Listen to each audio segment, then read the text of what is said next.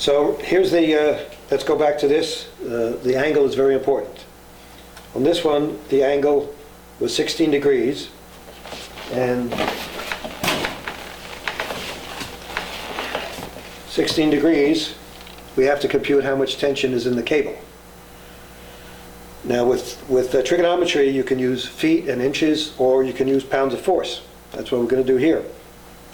Remember, the whole live load and dead load was 6 pounds, but we're only concerned with half the bridge. So half is 3 pounds. So we've got a right triangle, 16-degree angle. We want to figure out how much tension is in the hypotenuse. So we go for sine. So the sine of 16 degrees is over here. I try to encourage my students to print out the tables instead of just punching in their numbers into the calculator. Get a better idea of how things work if you actually can see how the angle changes and the values change.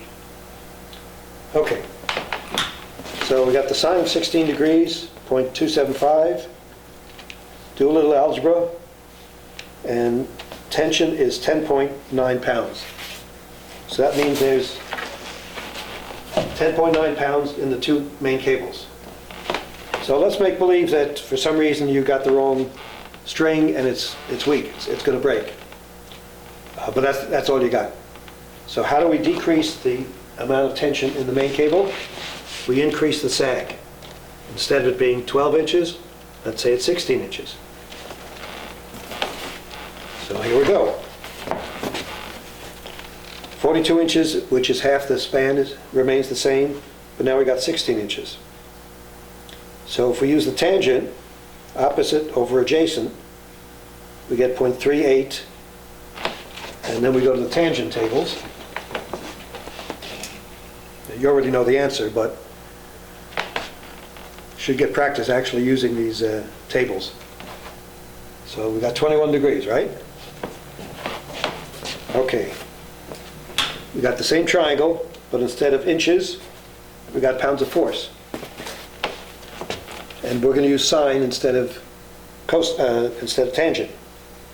So now we want the sine of 21 degrees, which is here, 0.358, 0.358. Same thing, we do a little algebra, and we get the tension is 8.37 pounds. So before it was 10.9, now it's 8.37. If we made the sag bigger and the sag of the cable went like that, there would be less tension in the main cable. But for various reasons, the usual span-sag ratio is 8 to 1 or 7 to 1, so we've got 7 to 1. Okay,